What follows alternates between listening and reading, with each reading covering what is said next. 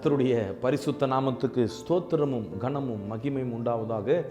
மறுபடியும் உங்களை இந்த காணொளியில் பார்ப்பது மிகுந்த மகிழ்ச்சி அளிக்கிறது.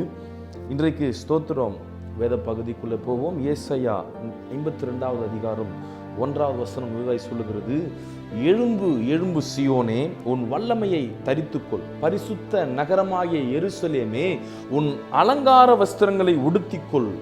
இந்த இடத்துல ஆண்டவர் திட்டவட்டமாய் பேசுகிறார்.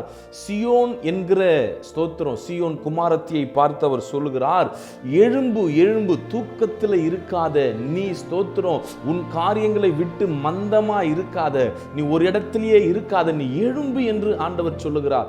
இன்னைக்கு இந்த வீடியோவை பார்த்து கொண்டிருக்கிறவங்களுடைய வாழ்க்கையில ரொம்ப சைலண்டா இருக்கிறீங்களா? கர்த்தர் உங்களுக்கு தாளந்துகளை கொடுத்தும், வரங்களை கொடுத்தும், அபிஷேகத்தை கொடுத்தும், ஊழிய அழைப்பை கொடுத்தும், நீங்கள் படுத்து கிடக்கிறதை போல எதையும் செய்யாமல் இருக்கிற உங்களை பார்த்து கர்த்தர் பேசுகிறார். எழும்பு எழும்பு சியோனே, உன் வல்லமையை தரித்துக்கொள் என்று ஆண்டவர் சொல்லுகிறார்.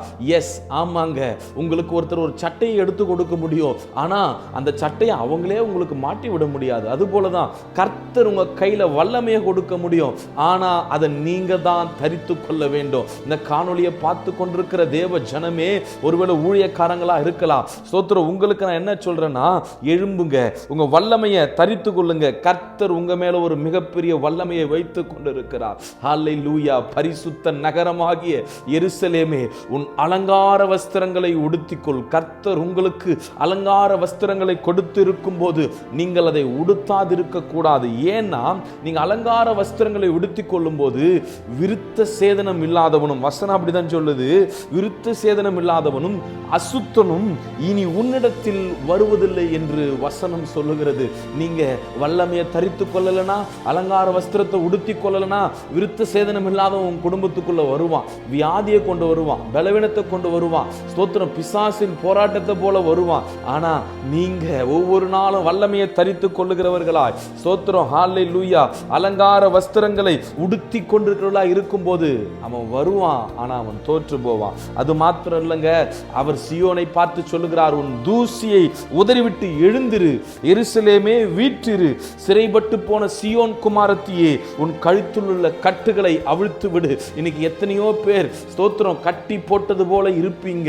ஸ்தோத்திரம், ஒரு ஆயுள் தண்டனை கைதியே போல இருப்பீங்க. உங்க எல்லா அடிக்ஷன்ஸ்ல இருந்தோம். ஸ்தோத்திரம், சினிமா பார்க்கறதுல அடிக்ஷன்ஸ், குடிக்கிறதுல அடிக்ஷன், ஸ்தோத்திரம், ஹல்லேலூயா, ஏதாவது ஒரு அடிக்ஷன்ல ஸ்தோத்திரம் நீங்க இருக்கலாம். ஆனா இன்னைக்கு அந்த தூசியை, அடிக்ஷன் என்கிற அந்த தூசியை உதறிவிட்டு எழும்பு.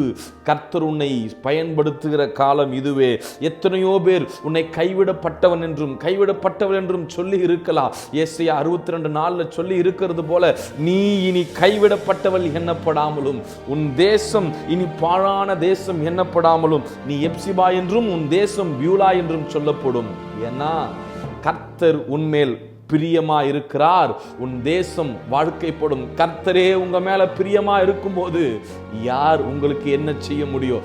மனிதர் உங்களுக்கு என்ன செய்ய முடியும்? இந்த வியாதி உங்களை என்ன செய்ய முடியும்? இந்த பலவீனம் உங்களை என்ன செய்ய முடியும்? இதை உதறி தள்ளிட்டு நீ எழும்பி நிற்கும் போது உன் தேசம் வாழ்க்கைப்படும். அதுல சந்தேகமே இல்லை.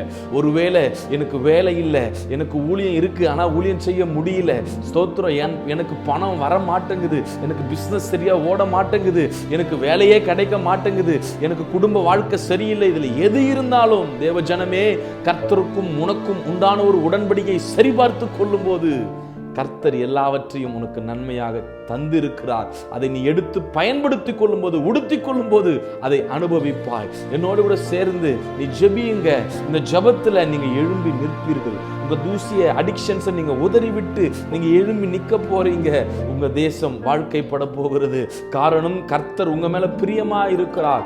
ஜெபிப்போமா? எங்களை மிகவும் அதிகமாய் நேசிக்கிற எங்கள் ஜீவனுள்ள நல்ல தகப்பனே, அப்பா, இந்த வீடியோவை பார்த்து கொண்டிருக்கிற ஒவ்வொரு பிள்ளைகளுக்காகவும் நாங்கள் ஜெபிக்கிறோம் சுவாமி. ஆண்டவரே, அவர்கள் எந்த காரியங்களிலே அடிமைகளாய், அடிமைத்தன கைதிகளாய், உம்முடைய வல்லமையை தரித்து கொள்ள முடியாம, உம்முடைய அலங்கார வஸ்திரங்களை உடுத்திக் கொள்ள முடியாம, தூசியை தட்டிவிட்டு எழுந்திருக்க முடியாம, கைவிடப்பட்டவர்களை போல இருக்கிறாங்களோ, அந்த எல்லா தன்மைகளையும் கர்த்தர் இப்போது உடைத்து போடுவீராக.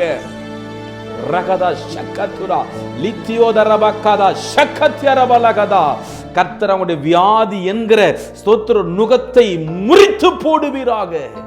இப்போது சுகம் பெற்றுக் கொள்ளட்டும், இப்போது ஜீவன் பெற்றுக் கொள்ளட்டும், எலும்பின் நடக்கட்டும் தகப்பனே, உமக்காய் ஓடட்டும். கர்த்தர் பெரிய அற்புதங்களை செய்யுங்க. இயேசுவின் மூலம் ஜெபங்களை கேளும் எங்கள் ஜீவனுள்ள நல்ல தகப்பனே, ஆமென்.